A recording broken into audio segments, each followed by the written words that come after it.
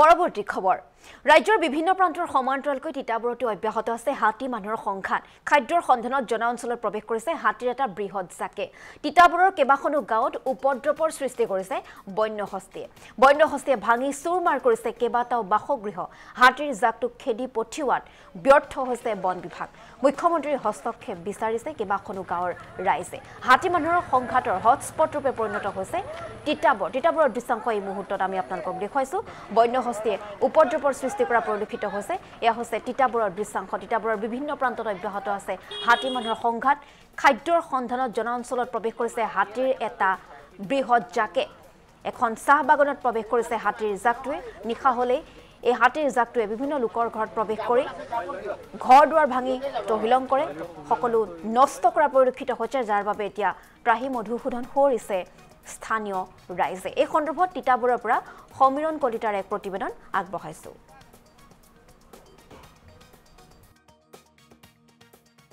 হয় এতিয়া মই উপস্থিত আছো তিতাবৰ খৰিকটীয়া জংঘল লাইনত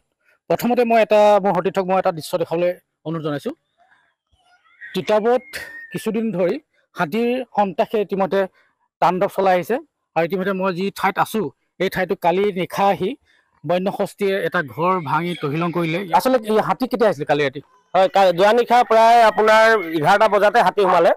কিন্তু বন বিভাগৰ লোক প্ৰায় 2টা বজাৰ পাছত আহি ইয়াত উপস্থিত হৈছে গতিকে আমি মানে এটা কথাত খুব বুজাইছো যে বন বিভাগে যেটো আমাৰ ৰাইজক নিৰাপত্তা দিব লাগে এই নিৰাপত্তা চূড়ান্তভাৱে ব্যৰ্থ হৈছে যেহেতুকে গোটেই গিবন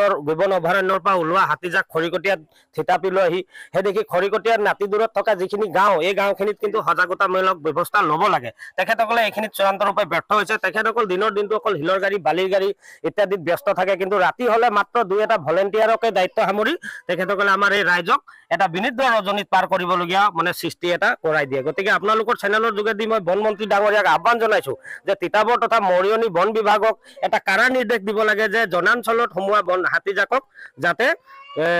আমাৰ ৰাইজৰ নিৰাপত্তাত যাতে তেখেতসকল ব্যস্ত থাকে এইখিনি কথা কৰিব লাগে কাৰণ বিগত সময়ত কেইবাজনো মানুহ ইতিমধ্যে হাতীৰ গছকত মৃত্যু মুখত পৰিছে নিশ্চয়কৈ ইতিমধ্যে বন বিভাগ সম্পূৰ্ণ ব্যৰ্থ হৈছে বুলি তেওঁলোকে ইতিমধ্যে জনাইছে আৰু যিটো সময়ত আচলতে বন বিভাগে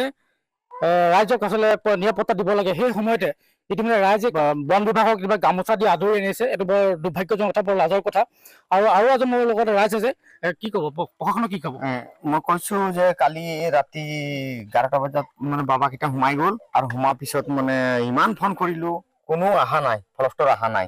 এতিয়া ইমান অশান্তি কৰিলে এহেঁতৰ ঘৰ চাউল পাইছিলে কপাৰটিয়ে চাউলখন খাই দিলে ধান আছিল অকমান হেতুও খাই দিলে এতিয়া মানুহজনৰ যে বহুত অৱস্থা বেয়া ঘৰ দুৱাৰ সব ভাঙিলে আৰু ল'ৰা ছোৱালী যিমান আছিলে সৰু সৰু সবক লাগি এক জায়গাত আমি গোট কৰি থৈছিলো আৰু আমাৰ লাইট ফাইট নাই ইয়াত লাইন আছে লাইনটো থাকিলে কি হ'ব আমাৰ টৰ্চ লাগিব টৰ্চ নাই আৰু সোলাৰ লাইট নাই সব আন্ধাৰ দীৰ্ঘদিন ধৰি হাতীটো ইয়াত আহি আছে আৰু যেতিয়া হাতী আহে আপোনালোক প্ৰশাসনক বা বন বিভাগক খবৰ দিয়াৰ পিছত তেওঁলোক আহে নাই নাহে বহুত পিছত আহে যেতিয়া আহে তেতিয়া আমাৰ ঘৰ দুৱাৰ ভাঙা পিছতে আহে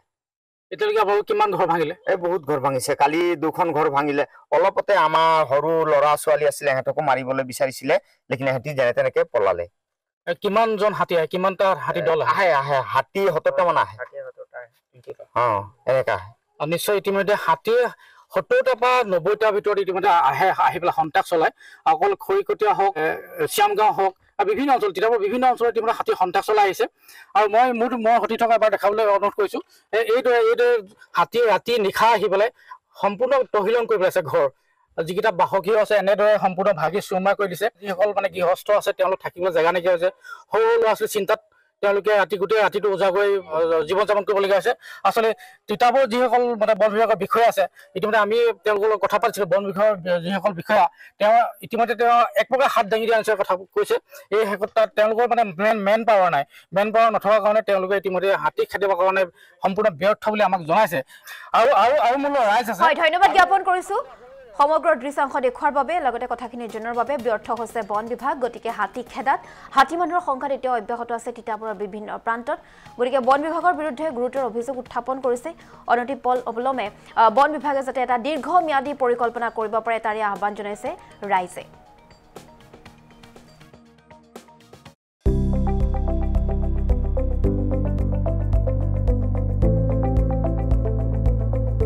NB News সহজ সৰল ভাষাত নৱভাৰতৰ কথা।